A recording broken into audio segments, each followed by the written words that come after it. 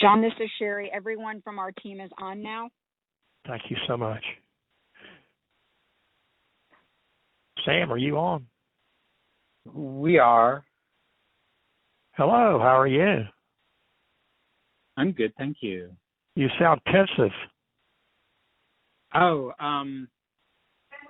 so Kelly's going to start on our end today, and then we'll launch into it. So I'm also waiting for her to, You just let us know when you're ready. You let us know when you're ready.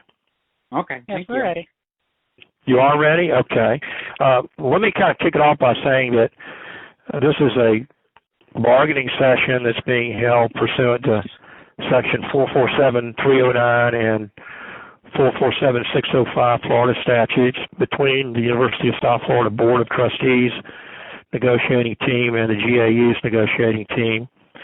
I want to let you know who on our team are with us today, and it would include Dr. Gary, Dr. Knopel, Liz Gerbolini from the General Counsel's Office, Dr. Ruth Barr, Tanya Womack, Sherry Nasheim, and Linda de Blasio are on the call with myself. And if you want to announce, GAU, who you have with you on your team. Yes, so in terms of GAU's team, we have myself, Kelly Osterman, co-president for GAU from the Mechanical Engineering Department. We have Sam Badger, our chief negotiator, vice president of GAU from the philosophy department. We have Liz Kugel, the other co-president of GAU Psychology, who will be taking the lead on testimonials. And we may hear from Crystal Cruz, one of our support staff from Repair and Union United Faculty of Florida. Well, great. Thank you, Kelly. We appreciate that. I'll start off with a few things and then turn it over to you, Kelly, if you'd like to go forward. But before that, let me just say that our last meeting was on the 22nd of May, and at that meeting we discussed 4 bargaining proposals that had been received by GAU before that meeting, as well as counter proposals that the University of South Florida Board of Trustees made and exchanged with GAU. And we also mentioned, where we were with the MOU and ratification. We now know, and we are so pleased to hear, that the GAU bargaining unit ratified the MOU, and we want to thank you and congratulate your team for that. And we understand it was unanimous. That's wonderful news. That will now be taken at some point to the Board of Trustees. Don't have a date on when that will be done yet, but it will promptly be done as soon as we can have it addressed. Since that meeting, we received on the 1st of June, I don't know what the background noise is. It sounds to me like somebody probably has their microphone unmuted. So yes, if everybody could mute the microphones, that'd be wonderful. Thank you very much. Thank you, Kelly. Since that meeting, we have received from you a list of articles we received on about June the 1st, 2020. You have added to your previous grouping of 4 articles, 4 additional articles. You added Article 9, Article 10, Article 12, and Article 23. And, our team has now had an opportunity to go through your proposals, and we have submitted and have sent to Sam. And Kelly, I apologize not having sent it to you, but I'm sure Sam shared it with you. Yes, I've seen it. Okay, our proposals regarding it. Thank you. Our proposals. And before I turn it over to you, I just want to say that we are not prepared as a bargaining team to discuss economic articles and economic matters. We'll let you share with us your thinking behind your proposals if you want to do that today, and I think that could be helpful. But we are not at a spot where our bargaining team can negotiate and exchange any proposals vis-a-vis economic, costly matters. I will later during the session, address the subject matter of insurance, health insurance, and what we're hearing about that.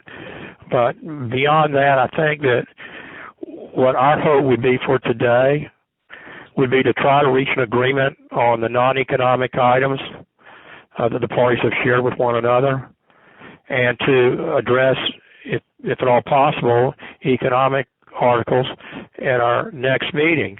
It may not be that we're even ready to do that then if we can't get through these non-economic. But I think we're so close to most of this non-economic stuff that we may be able to do that, and that would be a goal that we would prefer if you would share that with us.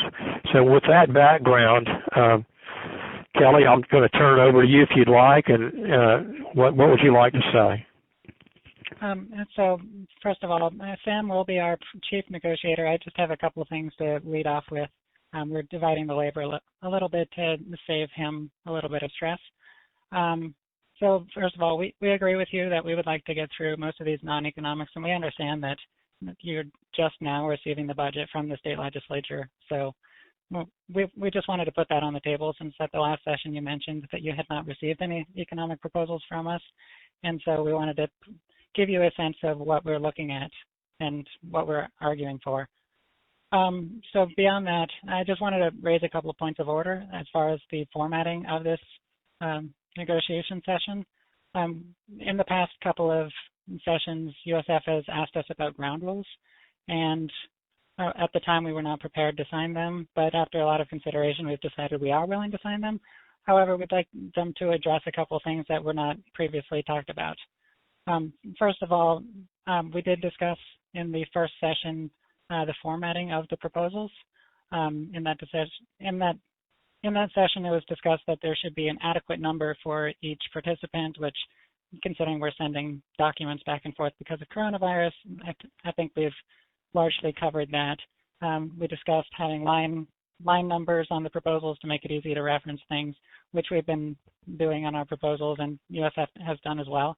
However, we would like to add to that the proposal should be sent as text files, either Word documents or a text-based PDF, because when we've received proposals from USF, we've been receiving what appears to be a file that was printed and then scanned as an image, which makes it very difficult for us to search through the documents, and when we're developing our own counter proposals, it makes it difficult for us to, we have to type out your changes, type them out manually, which adds a lot of overhead that, in the spirit of cooperation, we think it would be a lot simpler if both parties were to send text documents back and forth. Second thing that we'd like to add to the ground rules is that, video chat is very important for negotiation, because roughly 55% of communication, studies have shown, comes from facial expressions and body language. Like, you can't see me right now gesturing, but I gesture a lot to emphasize my points. Plus, we have members on the call that are hard of hearing and depend on the ability to read lips in order to understand what's going on, which not having video chat removes that, makes it more difficult for those members. In addition, in consultation with other chapters of United Faculty of Florida, we've discovered that USF is the only university in Florida that's refusing to use video chat. And considering we're already on the Microsoft Teams platform for bargaining, we have the technological backbone in order to make that happen. So we would like to formally propose that video chat become the negotiating platform of choice going forward. Thank you. Anything else? That's all the points of orders. Now to just go through a quick summary of basically, we have a bunch of questions about your counter proposal that we'd like to address. So we're going to go through the proposals in order by article, and within each article, we're going to start with the points of agreement before we move to the disagreements. Again, in the spirit of in the spirit of cooperation, we felt it would be best to acknowledge where we are finding common ground, because we have made progress so far. Then the last thing I wanted to say before I yield the floor to Sam is to actually acknowledge one of those agreements that's particularly important to me. Let me step back for a second. So we're going to be referencing page numbers and line numbers. Unless it's otherwise specified, page numbers and line numbers are referring to USF's counterproposal. So the one point of agreement that I wanted to particularly call out because it's important to me individually is on page 2, lines 10 through 11 of USF's counterproposal. The language his or her, we seem to be in agreement that changing that to their is a better phrasing, which that's important to me because I'm a not entirely binary trans woman, and the phrasing there instead of his or her is a lot more inclusive towards non-binary people, and it saves ink. So I wanted to acknowledge that's personally important to me, and I appreciate that we seem to be in agreement on that. Absolutely. So with that, I'm going to yield the floor to Sam to go through the majority of our arguments. I'll be chiming in occasionally kind of as a timekeeper, but for the most part, I'm going to be relatively quiet. So, Sam? Thank you, Kelly. Okay, thank you, Kelly.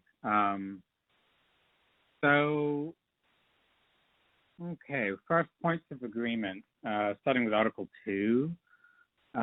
We looked over lines 9 through 12 on page 1, where appointment dates distinct with faculty appointments. And, we're comfortable with the language that's there. So I think that that's something that we can move up on and kind of sign off as a point of agreement. On page 2. Before you do that, thank you. I apologize. I don't mean to interrupt. Before you do that, what I'm doing on my page is I'm initialing on page 1, lines 9 through 12, and I'm initialing it with my initials, and then putting below that 62320. Okay? Okay. And then what we can do is, after this session today is over, any pages where we have my initial on it, I'm going to scan in an email to your address, and then if you approve of that, you would initial it and then send it back to me. Would that be agreeable? Yeah, that is agreeable. The reason why I'm asking for that is because it helps us keep this straight, and it avoids confusion down the road. So, and of course, that's one of the ground rules is that we had proposed that we initial any tentative agreement, and all these are just tentative agreements subject to a whole agreement being, finally, addressed. But anyway, I interrupted you. I've gone ahead and done that, though, Sam, on that page. Oh, that's totally fine. I appreciate it, and that's something important to say, and so no problem with interrupting me at that point. So on page 2, lines 11 through 13.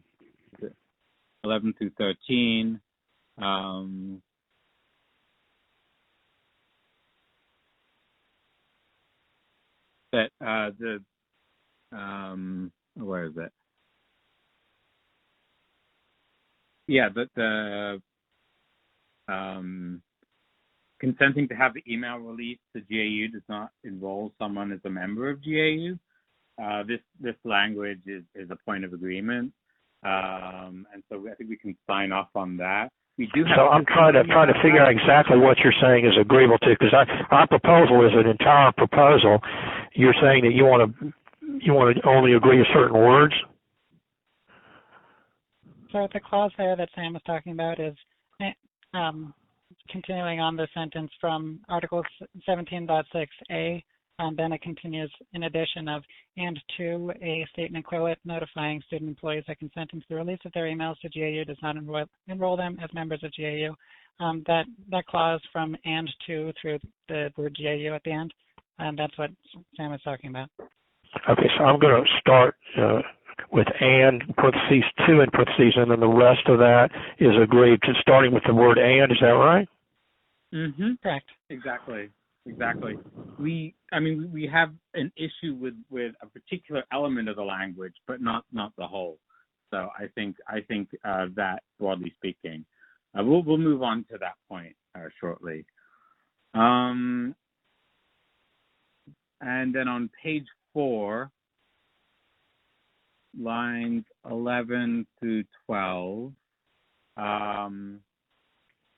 we are fine with the language on deadlines, making them consistent with the final appointment letter.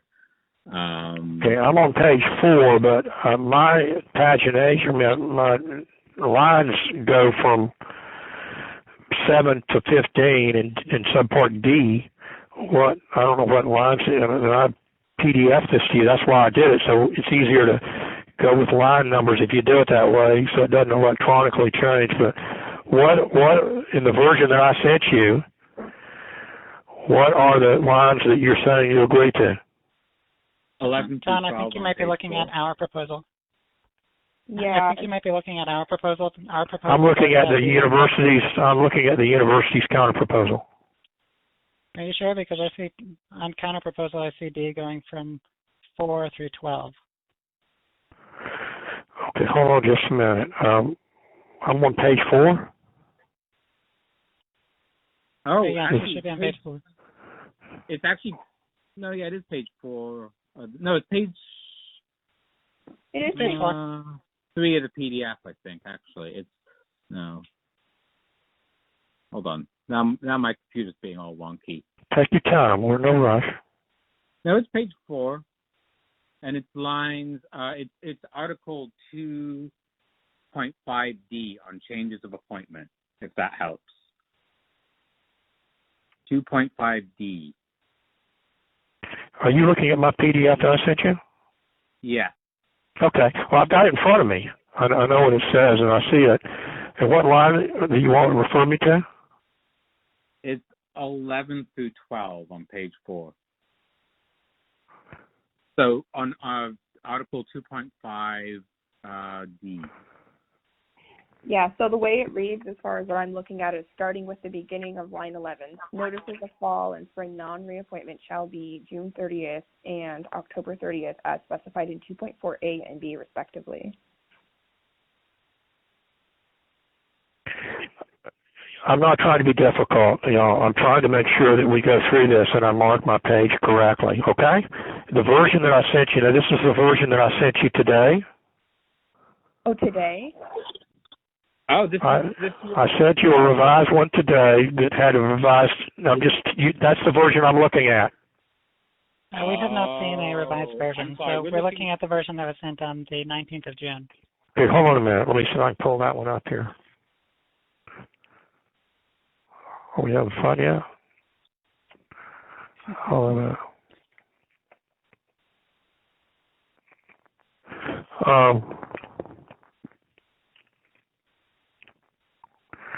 Well, I don't see how this would have changed anyway. But anyway, you're agreeing to the June 30 date and the October 30 date? Mm-hmm. Okay. I'll initial that. Yeah, sorry about the. Well, I mean, we were agreeing with y'all, so I would think you would agree with. Yeah, exactly. Yeah. So I mean, we agreed with you, so I'm initialing that. All right. Go ahead. What's your next one?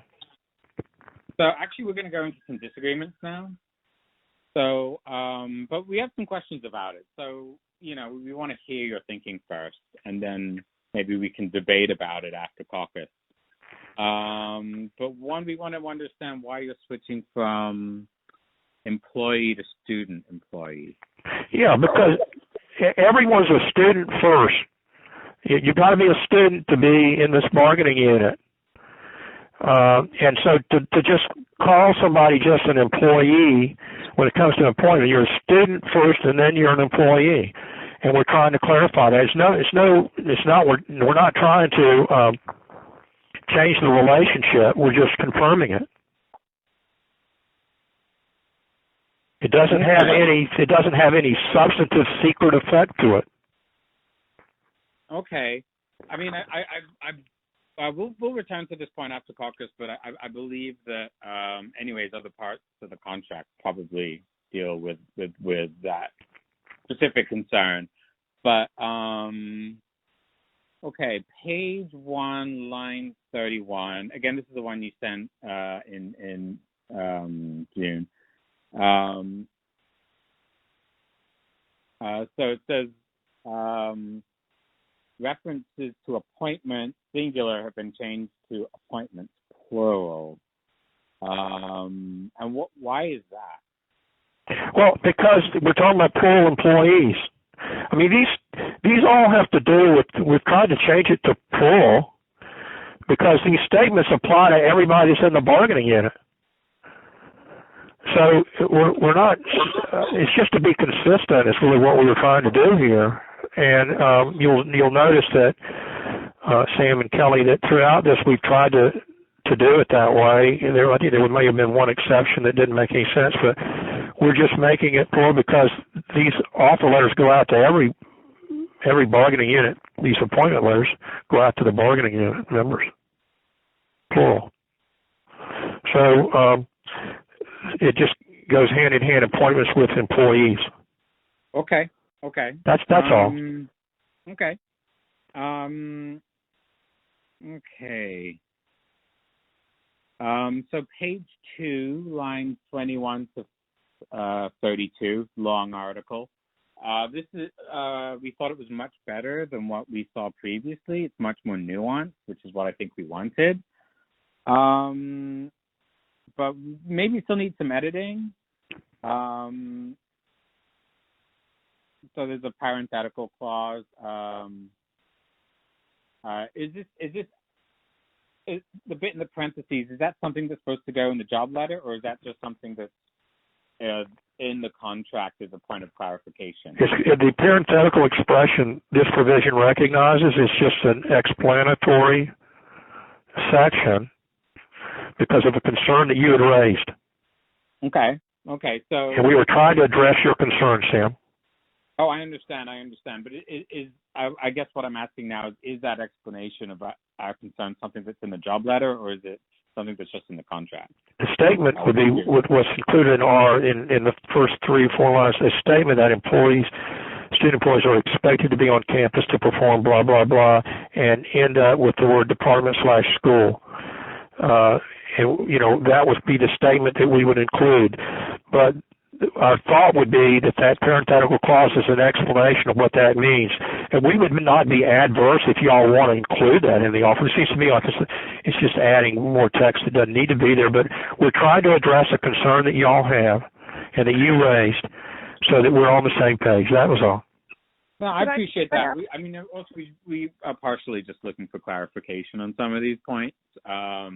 Yeah, and we're not offended at all by your questions. I'm just trying to emphasize that was what it was for. Okay.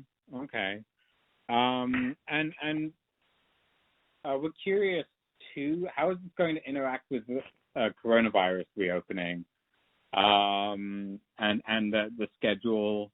This is a very touchy point because I think it's still very much an issue that people are worried about.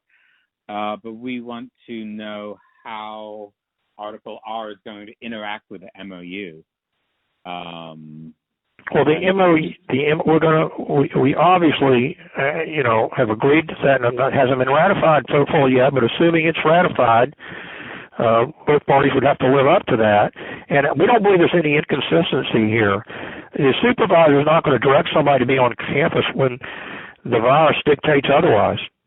And there's a direction from the university to not be on campus, okay?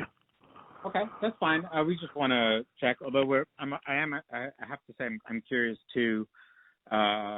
Just in light of politics being as topsy-turvy, if the state, say starts to reopen, what's you say the virus dictates. Is it the virus or is it? I didn't say the virus dictates. I never used that term. If I did, I didn't mean to say the virus dictates. What I meant was the situation and the university's direction that's given either through the state, board of governors, or whomever. And it looks like the board's, pretty much turned that over to the universities and said, y'all make your own decisions. But, when the university decides that, look, it's not safe to be on campus, the supervisor's not going to contravene that. Okay, that's fair. And Sam, this is Jim. I just want to mention that I think we need to be careful with this bargaining, that we don't let the COVID situation, as it's bad, but we've covered a lot of that with the MOU, and we've covered all that. But I'd be careful not to make everything in this bargaining agreement about the COVID situation, because hopefully this will be in effect long after that's gone. Although that's debatable, but I think we need to focus on the agreement itself. Okay. As opposed to how it would relate to the current situation. Oh, sorry, I didn't mean to interrupt. Jim, I think we're meeting in a couple of weeks, right? I guess we can discuss the COVID response then. Yeah, absolutely, yeah. But I wouldn't get that too involved in the bargaining side of things, because I think they're two different things. Okay. We'll keep your point in mind. Okay, thanks. So, page 3, line 3.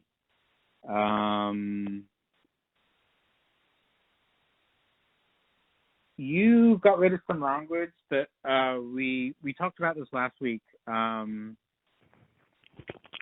about a majority of university employees having 0.5 full-time employment, a half full-time employment. We want to make it so that colleges should apply or shall appoint the majority of their employees to 0.5 half-time. Yes. And we're not agreeable to that. What we've said before, and you had inserted the words within a college. And we've explained to you that while we were moving in that direction and trying to accomplish that, we can't guarantee that now. And we know that Dr. Gary has worked hard with the colleges, and I think it's about maybe 65 or more percentages of them are at this level. But we can't guarantee that, and we're working towards it. So, okay. And Sam, one of the problems is that I had to do some horse trading among the colleges, because there are some small colleges that couldn't do it, and then there were other colleges that could do more. So by trying to force every college, it's just forcing an artificial situation that I probably couldn't do for you. But the way we're doing it now, we went from right at 50% year before last to 65% this past year. And I'm continuing in that. I just sent out a reminder to all the deans about it 2 weeks ago. So we actually we are very thankful for you about that. I mean, we have testimony from Kelly actually about this very problem. You were very familiar with it. You probably don't need to hear it. Yeah, but you helped us with it. And I know this is something that the university wants to fix. I think it's we'll talk about it more. Oh, my daughter came in. She's saying hello and bye-bye. No, you can hear her. Sorry. I got distracted. She's been very cute. Okay. Where was I? Yes. So we understand, we appreciate that this is something the university wants to fix. I don't know if Kelly, you want to give your testimony about this, but I appreciate that the university wants to move in this direction. I think it's just very important to us as well that we get the language in the contract, and maybe we can finagle some way. We appreciate that there's legitimate administrative roadblocks, that make these things hard to do in the kind of time frame that they would need to be done to get, a contract to be signed right now. Candidly, I appreciate it, but candidly, when you have the university telling you that we're working towards that, and there's no reason to doubt that unless you have some evidence that would suggest that, what we've explained to you is just not truthful. I don't understand why we have to spend any more time on this point. I mean, honestly, the university has been, I think, very transparent with you about its efforts and what we're doing, but to continue to press this issue, and it just seems to us a little unjustified. Okay. I mean, so we can return to this after the caucus. This is an issue that the thing is also it's important to a lot of our members because of problems like we've had in engineering. But of course, we do appreciate the university's efforts on this particular front. So maybe I think that's something I think we can continue to discuss down the road, because we also don't want to get stuck on one particular point, and we need to digest what you just told us as well. We are. I think both organizations like we make decisions collectively, so I can't obviously speak for everyone. So page 3, lines 9 to 25. So this is on the timely processing of appointment letters. 9 to 25 on page 3.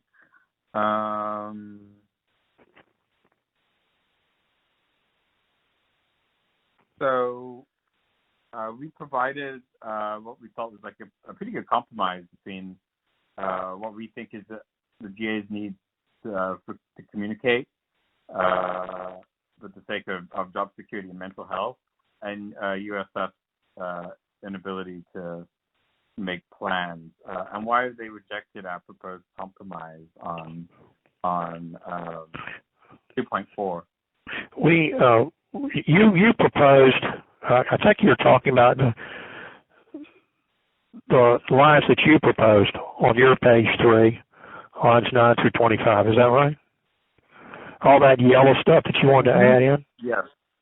Yeah, we've gone over this before in our prior discussions. It's not possible for us to make this commitment to do that and to be that inflexible with things. We discussed it again internally since our last meeting where this was discussed, and we're just not willing to make that commitment that we can't make and fulfill. So we hear you, but we're not agreeable to this, and that's why our counter proposal does not include it. Okay. Okay? That's the explanation. Okay. We have a follow-up question. And so why is the administrative burden of sending out like a mass email? It's the same thing I've told you before. I mean, really, Sam, we've explained this, and we told you we believe that it isn't. It's easy to say that things can just happen, but we don't believe that we have to explain why and to provide an estimate and to try to do that on an individual basis. You can't just do it in a blanket way.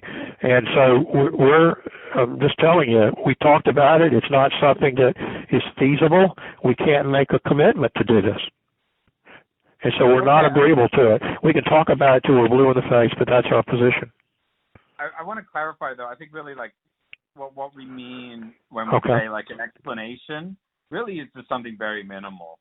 I think that's the point that I would make. We do have testimonials about this, by the way. We have students who've been very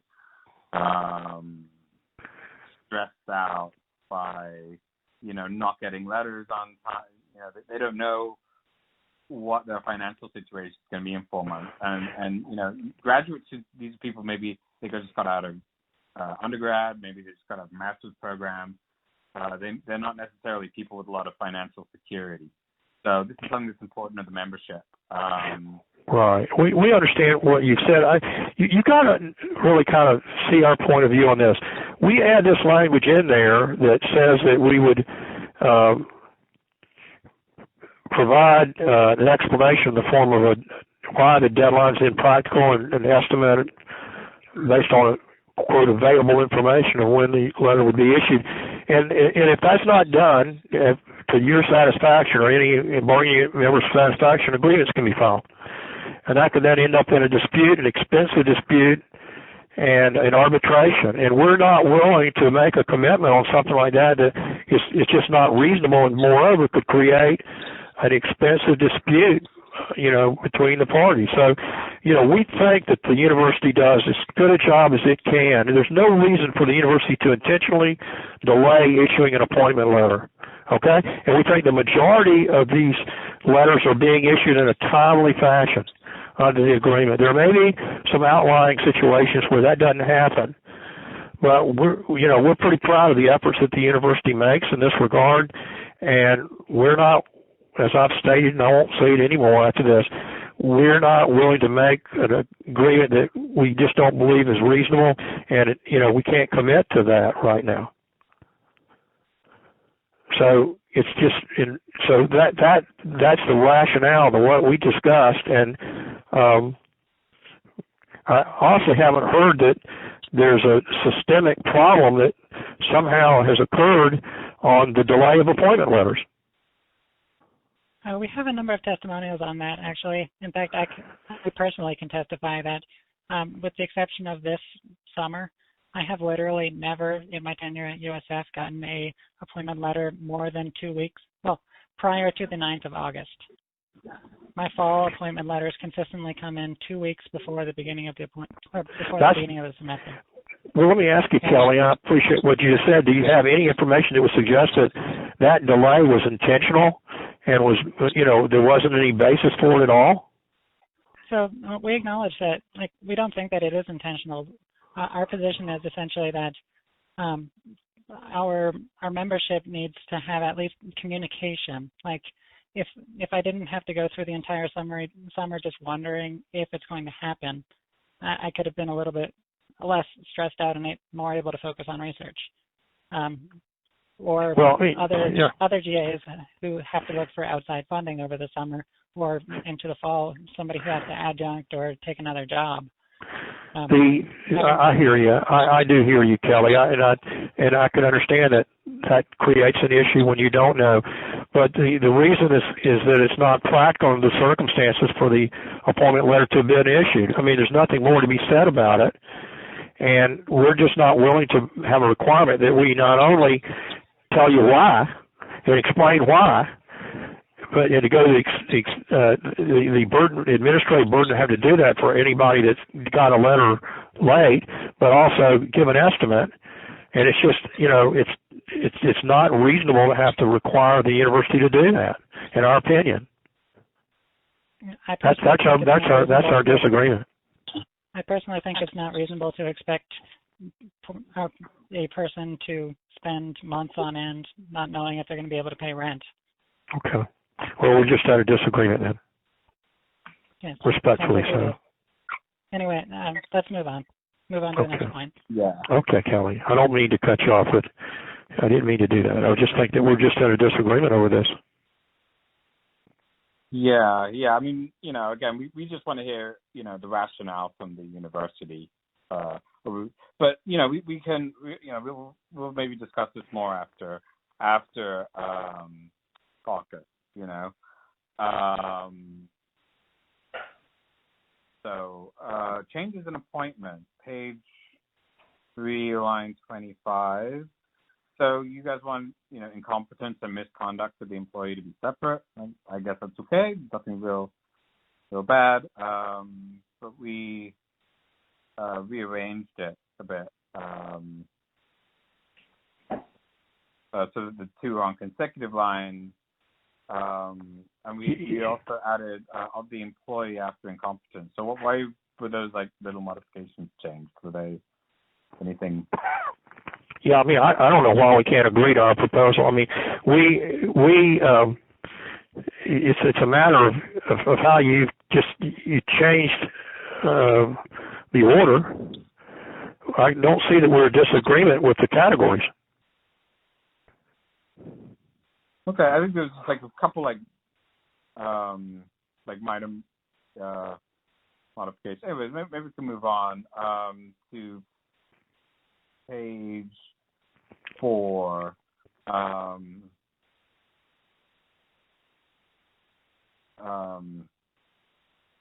So then 18 to 29 job abandonment.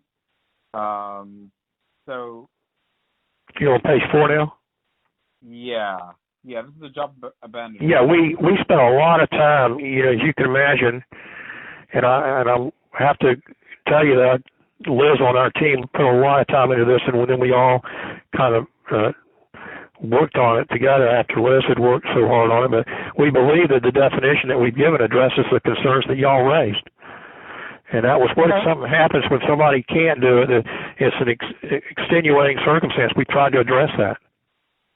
So one of the things that we just want to know, because we're curious, we looked at other contracts.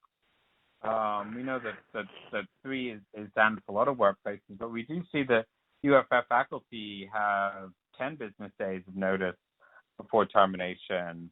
Why 3 for us and 10 for the faculty?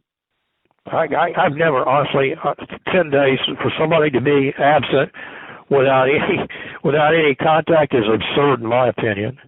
I can't believe that somebody would agree to that, but regardless, 3 days is pretty standard in my experience when somebody basically abandons their position, and we don't know where they are. We haven't heard from them for 3 days, and now you're talking about me stretching it to 10 days. Is that right? Is that what you're thinking? Well, we just want to know the rationale for why the rationale is that we got to provide instruction. We got to know where people are. It's a simple requirement. If you're not going to be there, let your employer know why you're not going to be there in advance. It's a simple thing. It's not like, how's that arduous? I think that it's the tail wagging the dog if you want to say that somebody's got 10 days or something like that to let the employer know whether they're going to be there or not. Now, you were concerned, rightfully so. What if it's an emergency? What if somebody's in an automobile accident and they don't have access? They can't let anybody know. We've addressed it in our proposal.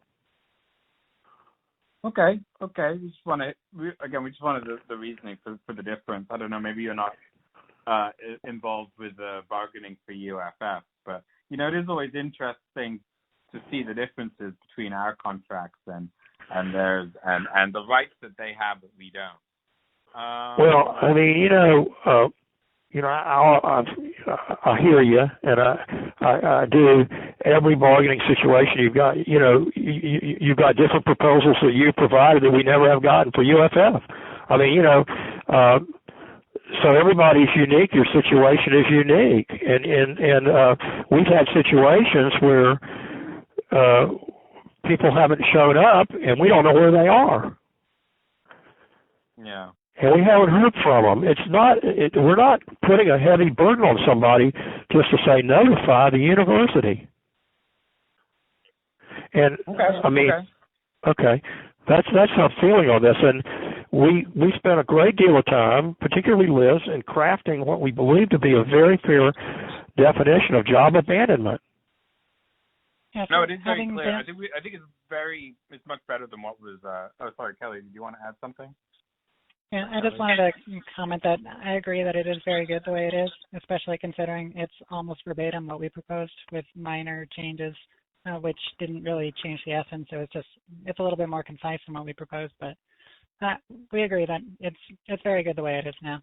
We just wanted to understand the reason for the difference in of the 10 days versus 3 days thing. And this really provision only addresses situations where somebody's either lost an interest in their position or something. There may be circumstances, rare that they may be, where somebody's had an accident or they just can't get to a phone or email or let the university know. But I want to let you know, and we added this in this list because we've had experience where we didn't know where the person was. and we have to let everybody know there's a consequence to that. That's all we're trying to do. It's a wake up. Okay. Yeah, we can move on from that. We're generally in agreement. Well, we pretty much are in agreement on that point. So. Okay. Yeah. So moving on, we want to talk about Article 8, non-discrimination. Yeah. So it's a point of agreement. So we like a lot of the language in 5 to 13. So, the addition of gender identity, expression, sexual orientation, military status, political affiliation, etc. It seems like we're moving in the right direction there.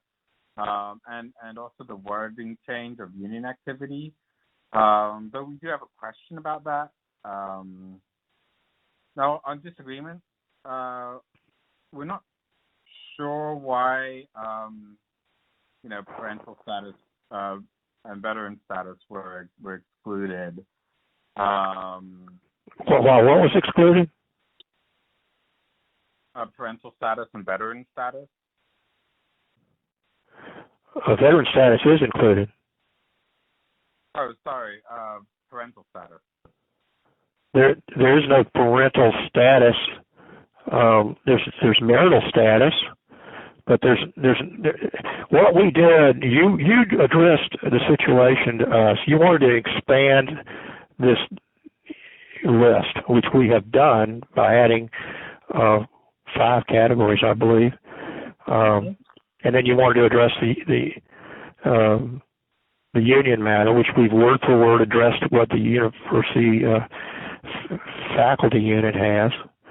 This is identical to that because you pointed the finger at that, and that's fine with us. We'll do that. We have to admit that this goes along with the whole article. In other words, we're not necessarily agreeing to make the changes in Section 8.1 without agreement with the whole article as it's written.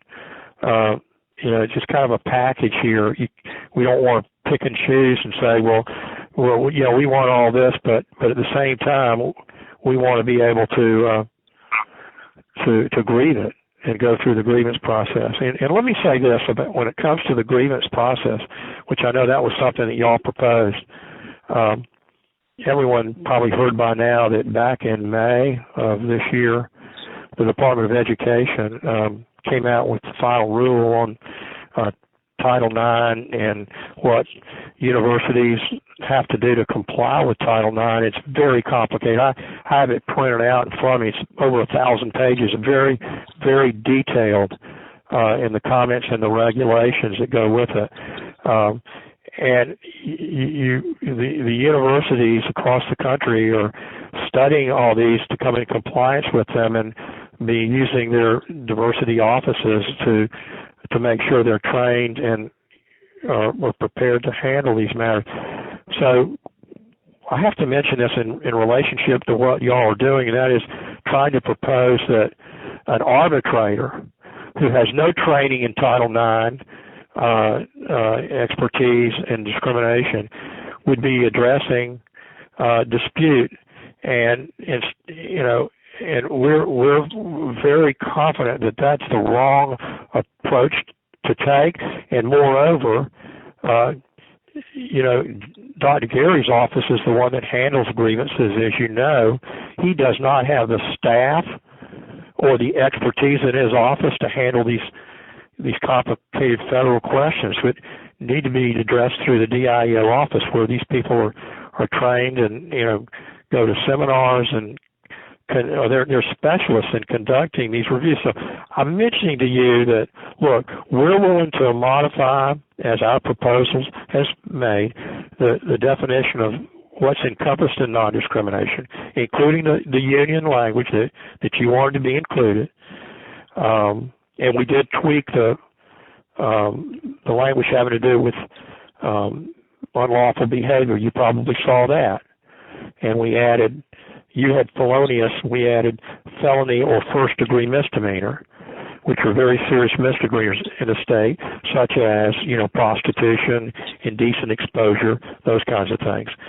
So we have met you what we believe to be, and you're concerned with that, but we're only willing to do these things if we can understand that, look, we're not going to throw into the mix of grievance arbitration disputes over discrimination and harassment those are to be addressed in the DIO office.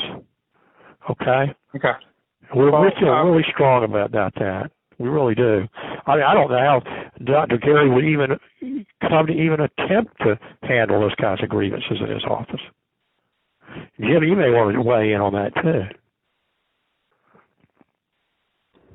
Absolutely. I don't know what kind of training the DIO people have, but I checked, and they've got a staff of about a dozen people over there whose job it is to handle these things. And I have a staff I have an administrative assistant, and that's it. So, and the training, I just don't even know, but I'm sure it's tons and tons of training that is just way beyond the scope of my office, for sure. And I appreciate that you would like me to do that, but I think it's out of my wheelhouse completely. No, we understand. I think we have some concerns that are motivating it too, though. So we actually have a testimony on that point. I do want to quickly return to the protection for parental status, just because we have some testimonies on that point. So we've had students who,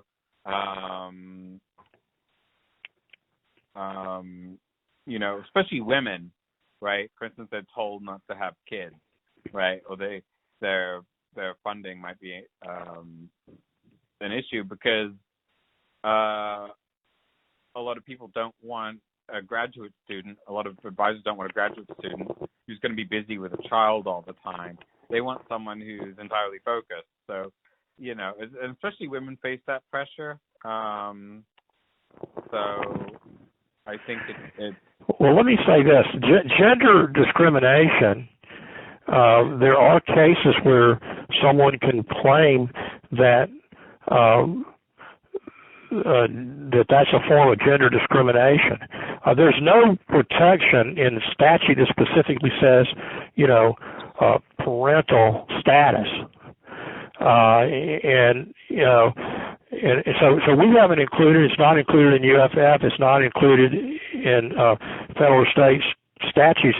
We do have language in this article that says that if there is protected status that comes about, that's going to be included automatically in the agreement. We have that in there because we say, in other protected status.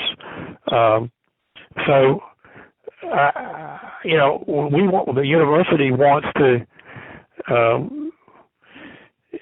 be consistent with its policies and with what we've done. So we think honestly, we think we've met you more than halfway on this. But with the exception of this grievance arbitration, which is a big stumbling block for us, because if we're headed that way anyway, the rest of this is probably moot. If you know what I mean. I mean, if y'all are going to dig your heels in and really contend throughout these negotiations that I don't think we're going to get anywhere with this article. Yeah, so I think we're going to have some testimony specifically that relate to the complaint that you're making about the grievable Title IX. As specifically that there have been students who have been, one case in particular, there was I think it took about 7 or 8 months for the student in question to be expelled. His advisors had to basically disown him, and he was still working alongside the graduate students who his presence was making uncomfortable. Let me say this. Can you at some point provide me privately with the name of somebody so I can have the file pulled and review this, so we can at least see what you're talking about and maybe what the explanation, if there is one, to be given? I think it would be fair to our team if we could at least, we're fine with hearing whatever testimony you want to provide. In fact, that's helpful to hear it, but we're going to then have to go back and look and see what happened. Okay? There's at least a couple of grad students who have had these issues, but as far as I've last asked them, they all want to remain anonymous. One of the problems with this particular type of case is that it's very sensitive.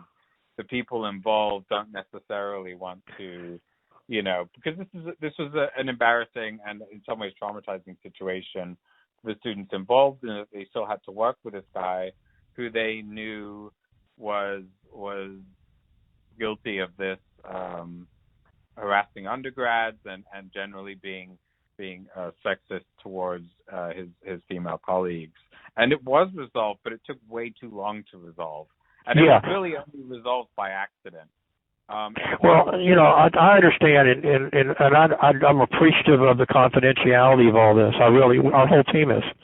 And we're not trying to embarrass anybody by this. But for us to understand where the problem is, we've got to have a concrete example that we can go and pull the file and review it confidentially as a team and see what happened. And then, see how it can be addressed.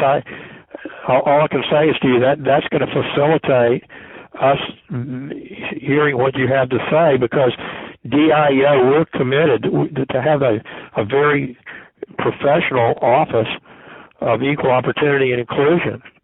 And we believe that we have wonderful staff people over there. I've actually worked with that office on a few matters, and I'm extremely impressed by their qualifications. But, it may be that there was a situation, and you can give us more information on it privately, that needs to be reviewed, and we'll do that. Yeah. And I don't want to, anything that we're saying should not be seen as in any way maligning the DEIO office. They're doing difficult work with difficult rules. I think, for us, it's looking for other avenues, because students have felt like the institutional process doesn't work fast enough for them. And maybe there's a way around that. Maybe it's something we can't quite resolve. But we can move on in any case. Sam, this is Jim again. Mm-hmm. Sam, I just want to say that a graduate student should have multiple avenues. They should be able to go to the graduate director for that program outside of their own, lab or major professor. They should be able to go to a department chair about things like that. Before it gets to DIO, there's a lot of levels that it can be resolved at more informally, and that's usually where I know when I was a chair, I handled a few situations like that, and there's just a lot of other ways of doing it other than making a formal complaint to DIO for sure. And I'm not suggesting that people shouldn't make complaints to DIO, but I believe there are plenty of other avenues other than the bargaining agreement for worrying about for this kind of thing. Yeah. So we can move on. Yep. Yeah, no, we appreciate the comment. Thanks for the thought, Dr. Gary. And we know that this is something, obviously this is something the university cares about. We don't want to, and that's why I said, we're not maligning in any way the DIO office. So we are curious about the misdemeanors language, first-degree misdemeanors. So we understand why felony behavior is a cause for discipline, but first-degree misdemeanors. We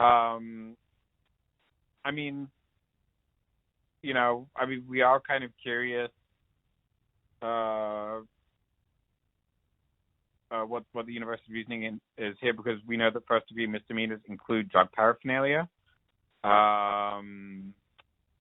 So, if you, say, are, caught smoking a joint or something, this is not necessarily a violent crime. Maybe it was decriminalized in Florida, but it is a federal crime.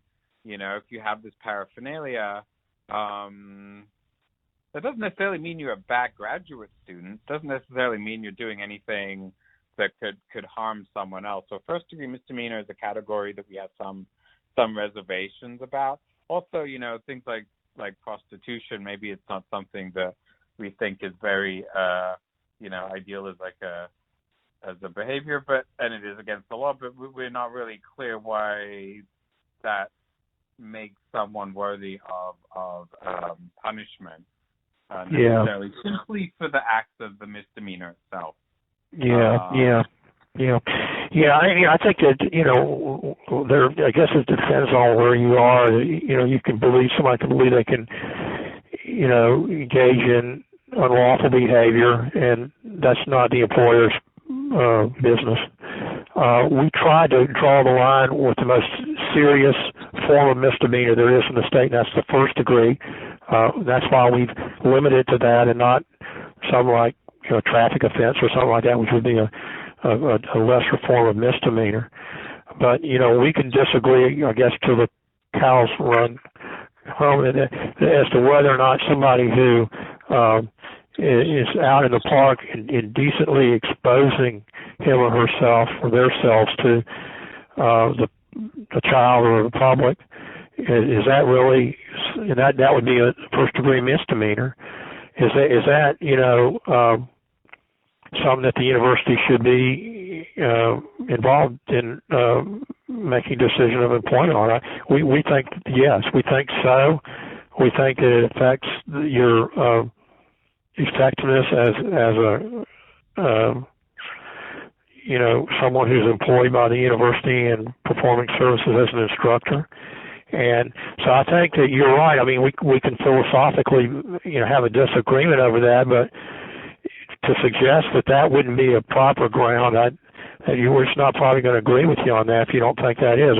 We believe it is. Now, we're not trying to, make it something that would be a minor traffic involvement or something, but if you're in possession of, for example, a bunch of marijuana or cocaine or some protected substance, and you've done that, while you may think, well, that's fine. There's nothing wrong with that. It hadn't hurt anybody. We just as a university don't agree with that. And there's certain conduct that we believe that rise to the level of.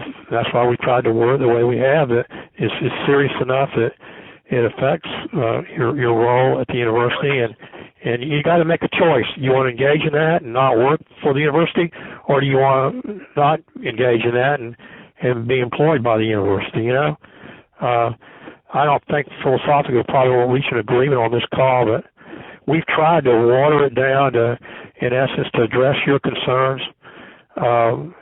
And we did a lot of work looking at Chapter 775 of Florida statutes, and a first degree misdemeanor is a serious offense. That's a serious offense in the state. I mean, you could be in prison for a year for that conduct. Okay? We understand. Well, I think we think there's a lot of first degree misdemeanors that are bad. We just are worried that, there's a lot of things that we don't maybe think of that problematic that are included under the same. Well, I think the university's going to be careful on what they do. I mean, the university is going to act reasonably on this. We're not trying to suggest that, we're going to lower the hammer on every little minor situation. No, we're not. That's not the point here. Okay.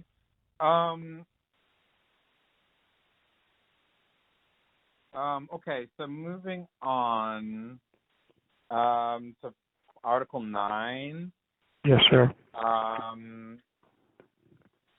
That's one of your new articles? Intellectual property. Yeah, so why was this language dismissed? You're trying to add similar language that you tried to ask for during our MOU discussions. And the same explanation that we gave then would be applicable here. We're not willing to change our policy with respect to inventions and things that you develop while you're instructing. And so we're not agreeable to your lines 7 through 15 in the assertion of this provision that waters down the rights of the university with respect to intellectual property. And I think we discussed this pretty long, in pretty long terms, when we were at the table in impact bargaining with you guys. Okay. It's the same philosophy. We don't know what's behind this. We're confused as to why you would even propose this. When you're proposing this, has this been a particular problem? We're looking to protect our rights over our work, and I want to move on, but I just want to say that particular clause doesn't. It's not about patents. It's about instructional technology material specifically. So I don't think that would cover any patented research made on university property. I think it's intellectual property. So I want to move on to Article 10. Well, before we move on, can you explain why you're even proposing this again? Since we talked about it at length, Sam, tell us why this is something that you've come back to. This article, section 9.2, on page 6 of your proposal. Because we want to secure the right to our intellectual property as workers when we gain employment at other, institutions possibly. So, if I get a job somewhere else, I can use my Canvas courses, which I developed with my own time. And that's why that clause is more narrow. That's just like the most brief explanation I can give, because I'm trying to get through all these changes in a timely fashion. And we want to hear all your reasoning. Sam, this is Jim again. I don't think the university would prevent you from using content that you developed for a lecture or something or a class. It's just that they retain the right to use it themselves too. I think that's where we're differing on understanding of what this means. And I think, and maybe John can clarify that, but I'm pretty sure that we don't prevent you from using your own content when you move on. But if you've developed a module or something that we paid you to develop, we want to be able, the university reserves the right to continue to use that. I think that's kind of what this is about. Is that right, John? Yeah, I think that's what it's about. I was trying to get from Sam if he had any examples of where we've done that. Yeah. No, I can't. Well, so I think what we part of this really is we want to put something that's currently actually university policy. So you're right, Jim. The university will do this, but we want to put that in the contract so it secures the labor right, because a university policy can change without GAU input, right? If that makes any sense. So we trust you guys. You guys do a good job, but I don't know. Maybe 3 years down the line, different people at top. So we're not inclined to make changes unless there's a problem. Let me say this. It looks to me like some of the stuff that have been proposed, the elimination of no strike, the zipper language, some of the stuff that's been proposed, candidly, it comes out of the blue. It's almost like somebody who has really no relationship to the parties has gone through this agreement and just said, it'd be nice to have this or nice to have that. So let's make those changes in a proposal way. But there's really no basis behind it other than, it'd be nice to have, but there's no problem that it's been trying to be corrected by it. And that's when we approach it, just to say that it'd be nice to have, and it may happen. There may be a problem years from now, and we want to add. That's not really something that we are interested in going through this contract, just adding stuff that has never proved to be a problem. There are no examples of an issue. Now, and so I mean, we talked about this internally. We talked about the no strike and the elimination of that, the complete agreement, totality of the agreement clause. I mean, it's almost like a stranger looked at this contract and suggested these changes be made for no real reason.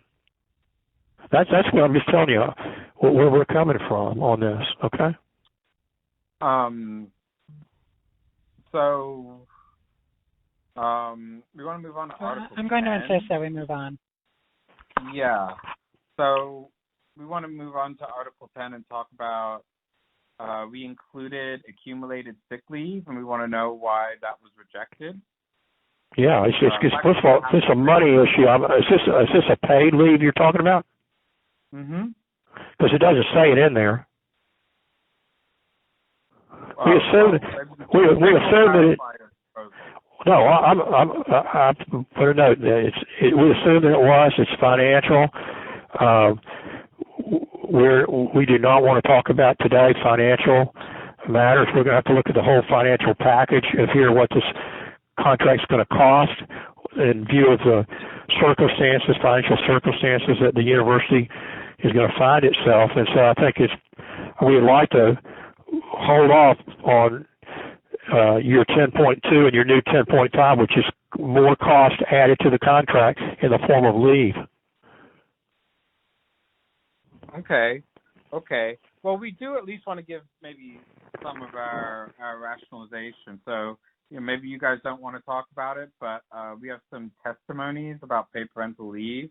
Liz, I don't know if you want to speak up and add anything like that. I'd be happy to talk about that, and I think this ties in really nicely, too, with our earlier discussions about some kind of parental status being included.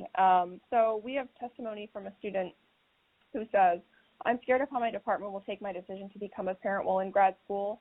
I'm so worried about it that I am too afraid to even ask. I've certainly heard multiple times that it's, quote, irresponsible to have kids while in graduate school, and that's by a student named Jessica J. And then she also said that not having parental leave sends the message that we shouldn't be parents or do anything that detracts from work. That plus my advisor saying that having even a pet in grad school is irresponsible is surprising. And straight up telling students to never have kids. So we're just wanting to get some kind of language in the contract that makes it possible for parents to take leave. Let me say, I appreciate what you just said. I believe that if there's somebody got proof that a member of management, told somebody that you're going to have this, bad thing happen to you if you have a child, that's a form of gender discrimination that should be addressed through the DIEO office. Okay?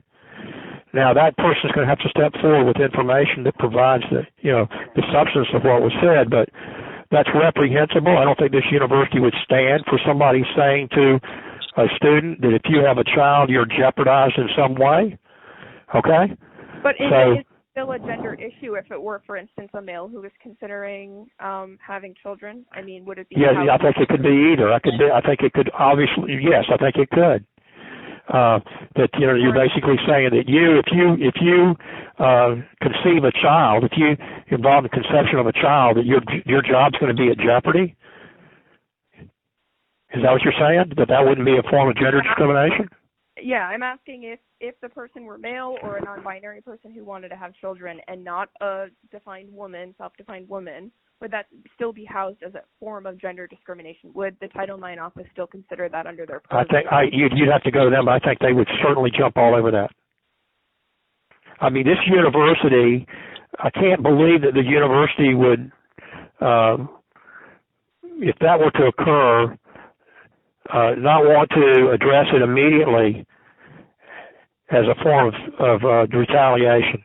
We'll take that under consideration during the caucus then. Thank you. Absolutely. But to say that, I think that your proposal really doesn't really address that at all. But I'm glad to hear what you're saying, because those are the kind of things, if they're happening, this university wants to know about it. Are you saying that individual, regardless of who the name of the identity of it, did they go and attempt to address that with DIEO? I'm not entirely sure about that.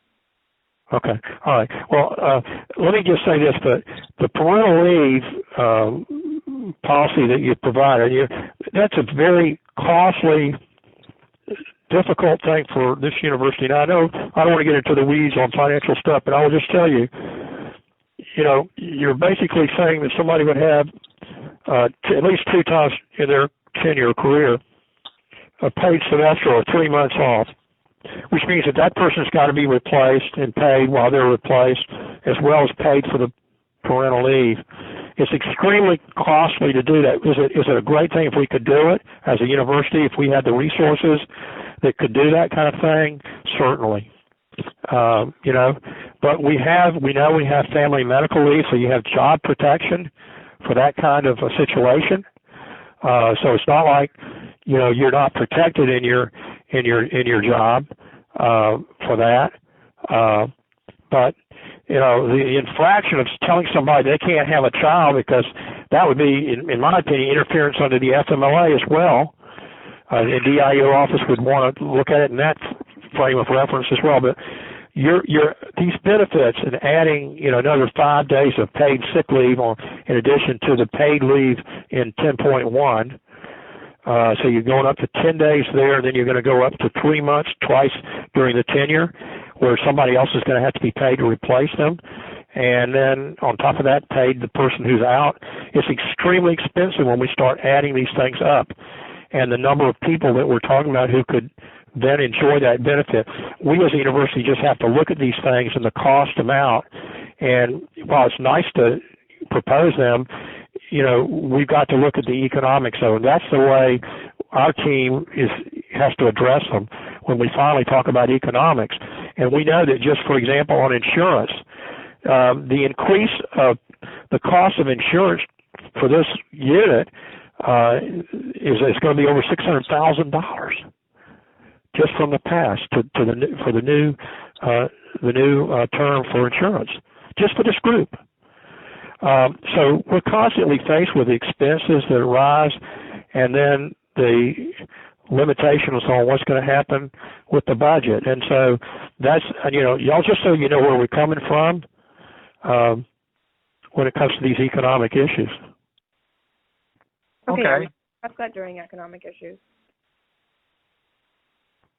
I mean, we do think, just before we move on, that parental leave is a point of justice, but we appreciate that the university isn't totally ready to discuss financial issues until they get the state budget and so on. But we want the university to know where we're thinking. And well, we appreciate you. We appreciate the input that we've received. I mean, I'm appalled to hear what the story was just told about somebody who was told that they can't have a child. Yeah, thanks for that testimony, Liz. So we do want to discuss matriculation, Article 12. I think, Liz, you have a testimony about this, right? Just a second. For Article 12...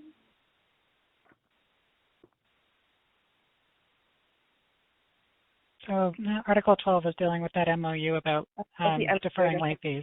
Yes, thank you. Okay. Yeah, so that actually is something that's relevant to me. So my testimony is, as a graduate student who has more than 135 of graduate credits accrued, I'm no longer eligible for financial aid, which is unrelated to the MOU addition that we're trying to put in. But what I was told is that I no longer get the 8-week grace period because I'm not eligible for FAFSA. So the reasoning I was given is because the grace period was put in place for people who are getting government loans, anybody who doesn't get government loans, doesn't need them, or isn't eligible for them, shouldn't get the deferment. So I think that because this is not actually included in the contract, it's causing problems for many of us 5th and 6th year students. And I'm not an anomaly in terms of the number of grad credits I have. I came in with a master's degree, and I know a lot of other people who are late in their years here also came in with a master's and have been required to take 9 semester hours per semester in order to have a tuition waiver and have employment. So many of us are taking credits that don't necessarily count toward our degree. We have testimonies about that. These are credits that we're taking, like multiple dissertation credits that are unnecessary in order to keep our employment. So there are a lot of students who are in the same boat who don't get an 8-week deferment.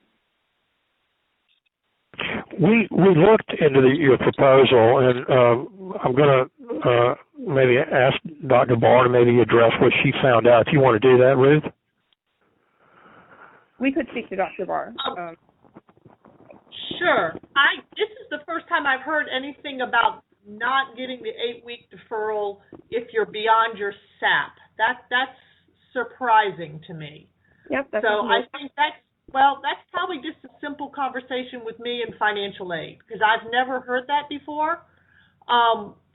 What we were talking about, we thought the issue was this, that I was under the impression that all GAs and TAs, RAs got the 8-week deferral, and what happens is if you have a balance in your account, that deferral applies both for the tuition and the fees, but if you get financial aid in addition to your stipend, it will cover the fees amount in your account, and there's nothing we can do about that. I checked. I talked to Billy Joe Hamilton. It's an issue in Banner that even when they just did the CARES money, they had to physically do it person by person to give it out if the person had a balance in their account.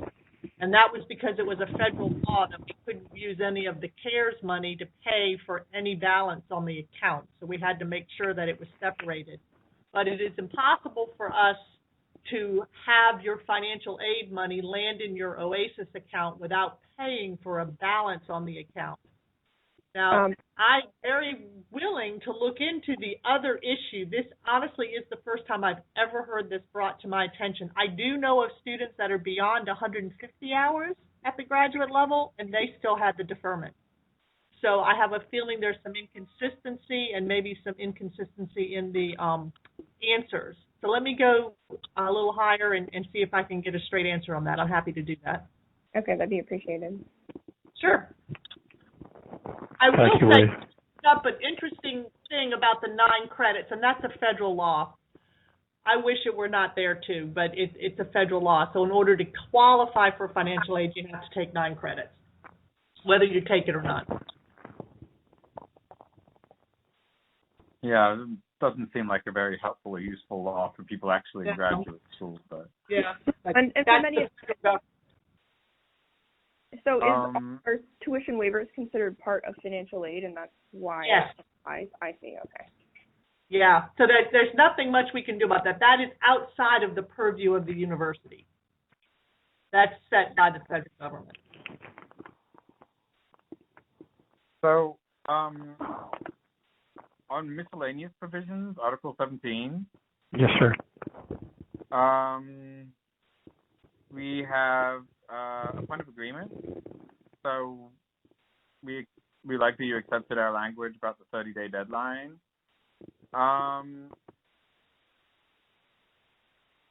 So on no strike or lockout, we acknowledge that there's a disagreement. Maybe we make some movement on that point, but we do have a bit of a problem with the language still on the no strike or lockout.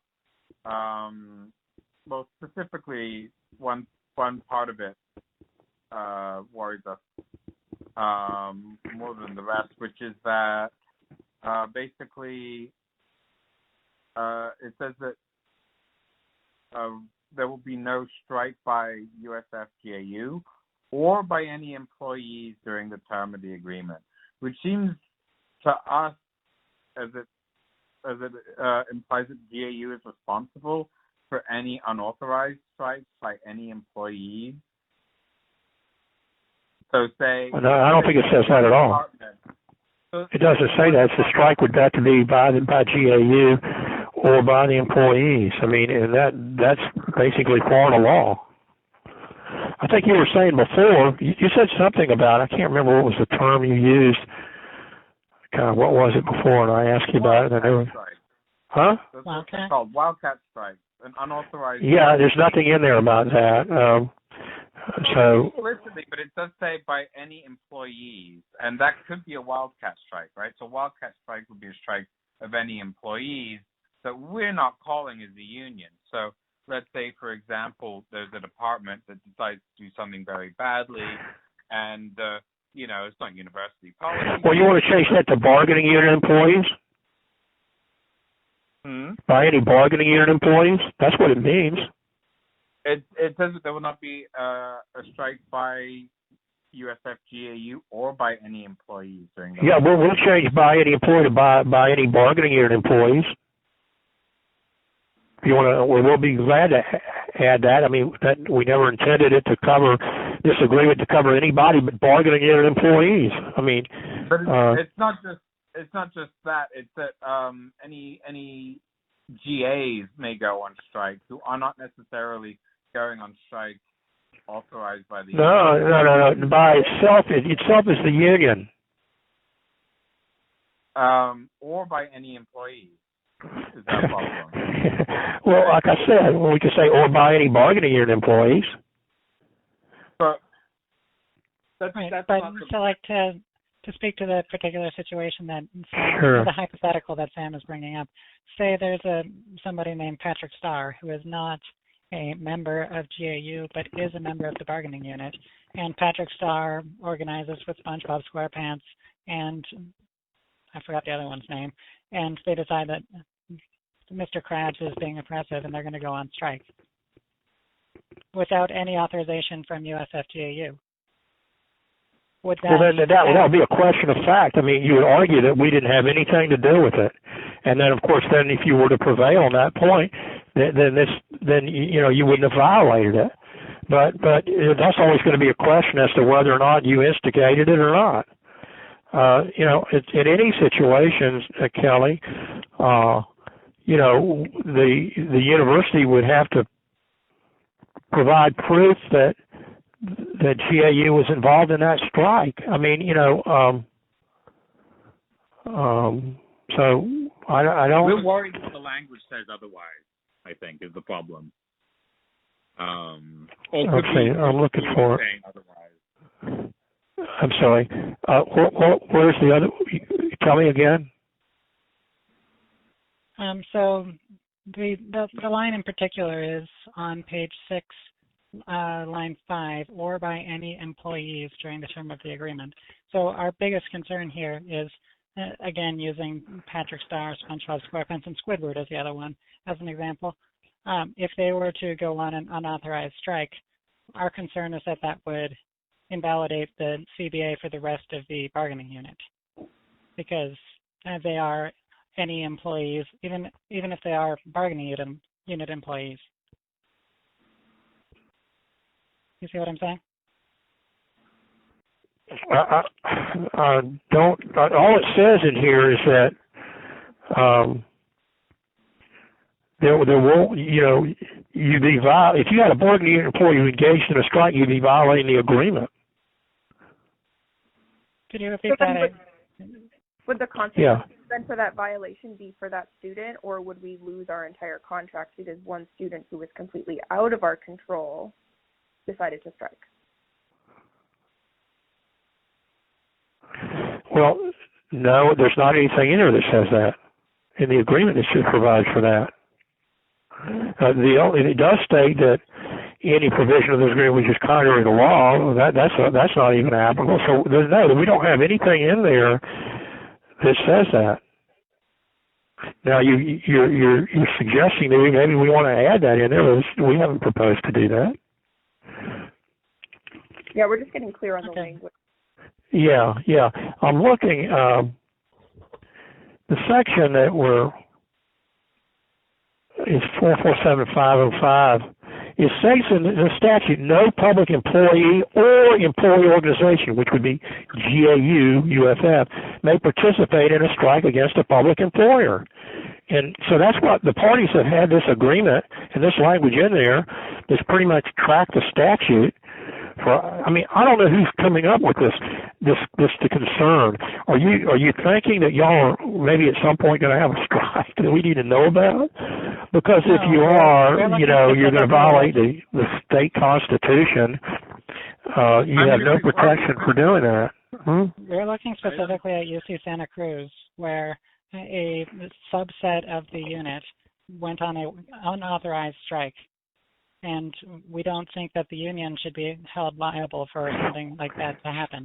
I don't believe there's anything in this collective bargaining agreement that says just because of the bargaining unit employee goes on strike, that means that GAU has done so. Okay, then let's move on. Yep, that's okay. So we do want to we do want to talk a bit about stipends. We understand you do not want to.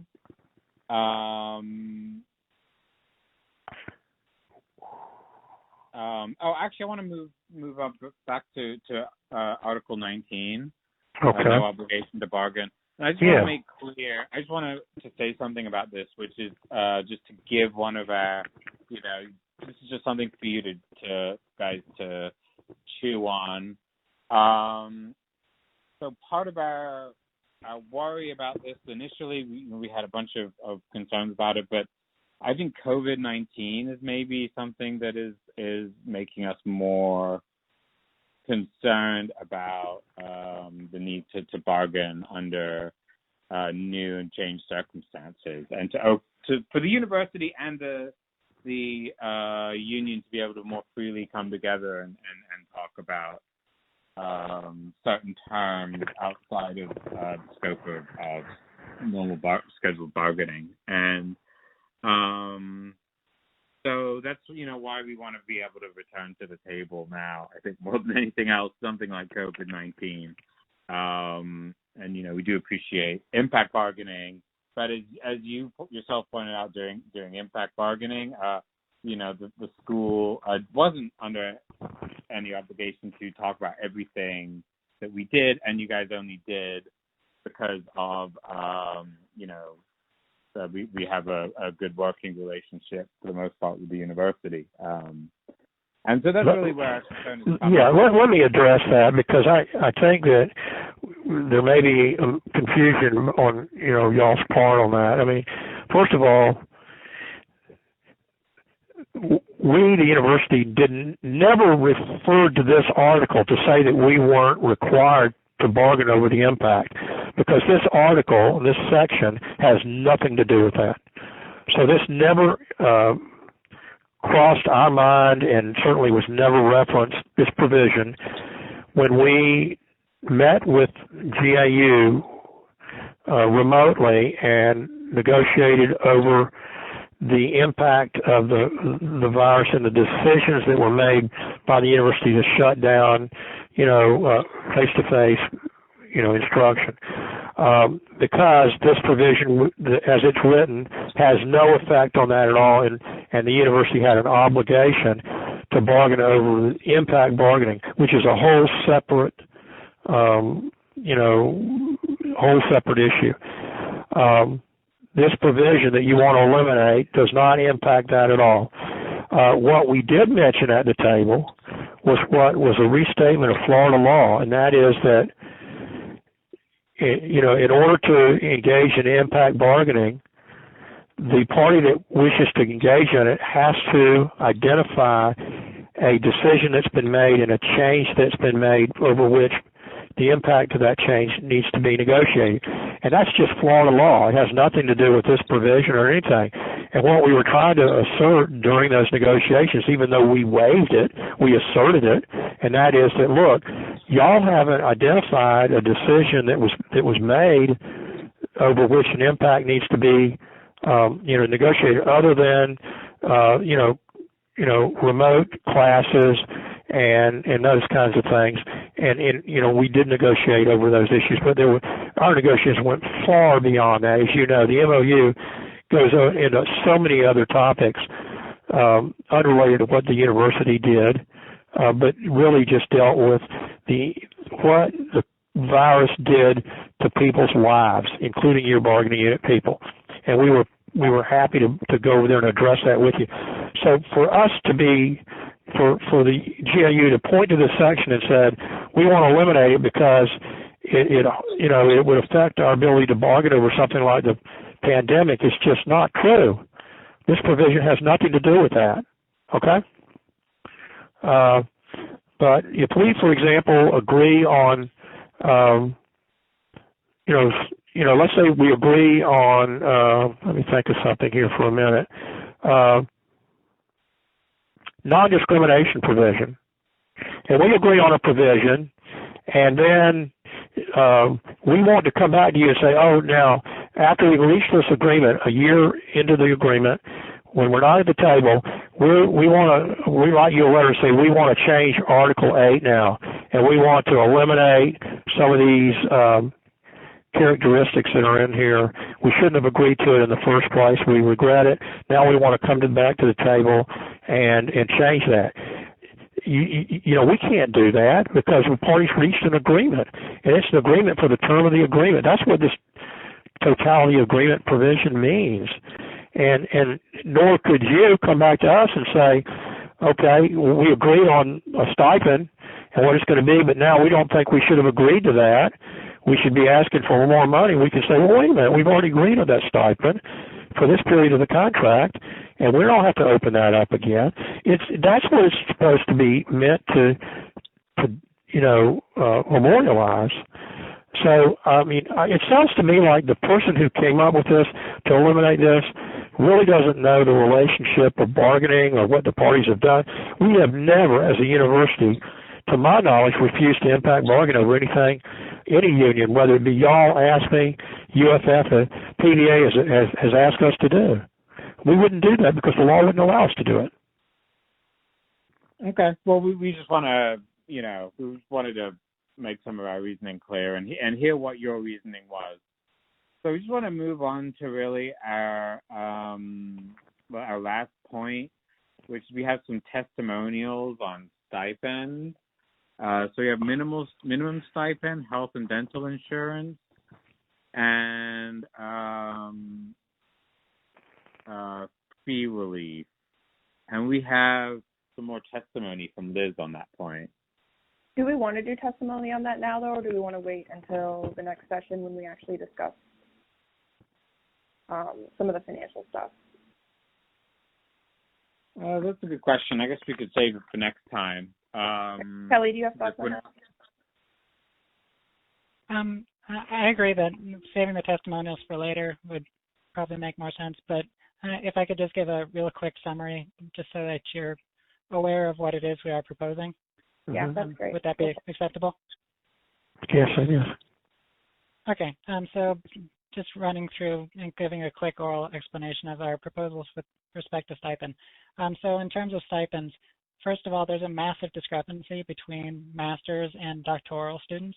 It's on the order of about 40% or so masters make compared to PhD. We're doing essentially the same work. So the first part of the stipend is to rapidly bring the master's students closer to the doctoral students, increasing them from $12,500 right now to $15,000 in the fall 2020 semester, and then raising them at a rate of 9% per year until they reach where doctoral students are now in 2022. And then for doctoral students, we're looking at a smaller increase, closer to a cost of living sort of a thing, looking at a 5% per year increase for the next 3 years, raising to $20,640 in the fall 2022 semester. So then in terms of health insurance, we're requesting that health insurance be 100% covered by, or health insurance premiums be 100% covered by USF, because we've received numerous testimonials of people who say that they are unable to afford the additional, the extra cost, the leftover cost, and so they've opted to just go without insurance because they can't afford to pay that $159, which sounds kind of a little ridiculous, but at the same time, when you consider that we make less than we could make a target, it becomes a little bit less ridiculous. And then the last one, fee relief, we're looking at, I believe we put in 30% fee relief. Yes, a 30% reduction in fees. Largely, that one is largely motivated by the fact that the fees we pay each semester work out to be roughly 10 to 12% of our annual income, which is more than we pay in taxes. And not only that, but it's a lump sum, and it's difficult to budget for because it's a large expense it's basically a full paycheck, just right smack in the middle or even beginning of the semester. Kelly, thank you. Was there, you paused. Was there more you wanted to say? Oh, can I just jump in? Many of the things that we pay fees for are like classroom use that we use for teaching, so it seems silly that we pay fees for things that we use for our jobs. Okay, thank you. Have y'all cost have you prepared a costed out your proposal so you kind of give us a ballpark of what do you think if the university were to agree to these terms, what would it cost the university? Which part are you talking about specifically? I'm sorry? Which part specifically are you asking about? Like the entire package? The whole package. I mean, you can break it down into items, but what have y'all done that? Do you know what the cost of these economic proposals are? Not off the top of my head, but I'll get back to you with an answer after caucus. Yeah, and it doesn't even have to be today. I mean, if you've got it today, great. We'd like to know what y'all's figure is, because believe me, we're going to cost it out ourselves. But I'd like to know, obviously, have y'all taken into consideration what it would cost if the university were to accept your proposals? We can consider that. Thank you. Yeah, well, please do. I mean, it would be helpful if you would do that. We're not unaccustomed to GAU coming to the table, and asking for more stipends, and the insurance issue and fees have always, something that you've come to the table with in the past. So we're not offended. We're sometimes very shocked at the amount of your proposals and what you ask for, but we're not offended at all. I mean, this is the time to ask. I mean, we only have it every 3 years, so this is the time to ask, and we're not critical of you doing that, but it's always going to be helpful if you could kind of quantify what you think this would cost the university, in the form of expense to add to its bottom line. We just received some information on insurance, and everyone knows insurance goes up. It all seems to go up for everybody, even if you're self-insured. It goes up, and that's because the cost of providing, medical benefits and seeing a physician, medication, and hospital charges. I mean, it's all kind of spiraling upwards. And when you provide health insurance, which some employers don't and do today, but we're involved in a consortium. The university is, as I understand it, but we've been advised that it's the current enrollment for the 1920. If we take that current enrollment of folks in this unit, if they were to continue in that same enrollment, the premium increase annually on an annualized basis for this unit is $661,193, something like that. I mean, it's a huge amount of money just for the increase on an annual basis, and that's just the current plan, in the premium for that plan, which is, I think, amounts to an annual premium per bargaining unit employee of about $2,900, a little over $2,900. So it's a huge nut to crack. We negotiated last year, the last time we were at the table, like 3 years ago, the provision that y'all were trying to eliminate on page 14 of your proposal, having to do with a continuation of health insurance premium and the maximum amount that the university would be on the hook for, plus 1% above the CPI. And so we negotiated that because in the past the university wasn't getting any assistance to help it go through the cost of this insurance, which is highly unusual that we as a university did that. I guess that we did, and we were trying to get assistance, and we reached an agreement over that. Now, just in 3 years, you want these increases on top of that. You want to eliminate the maximum.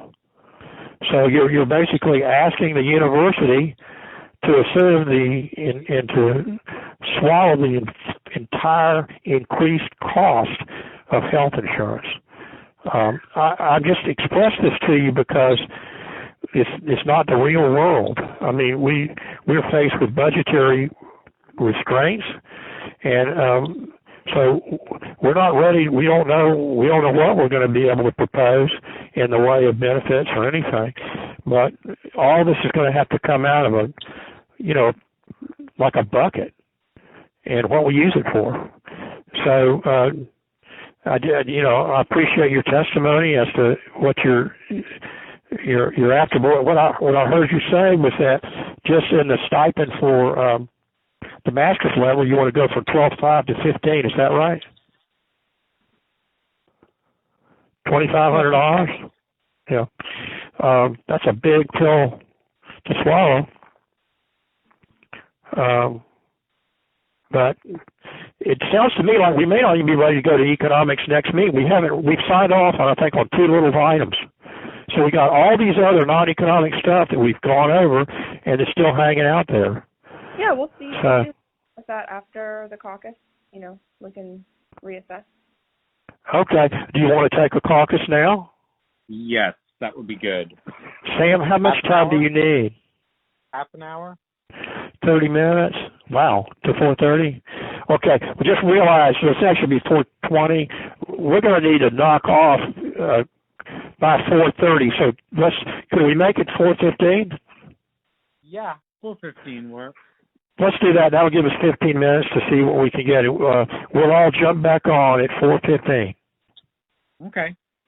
Okay, bye-bye. Hello? Sam?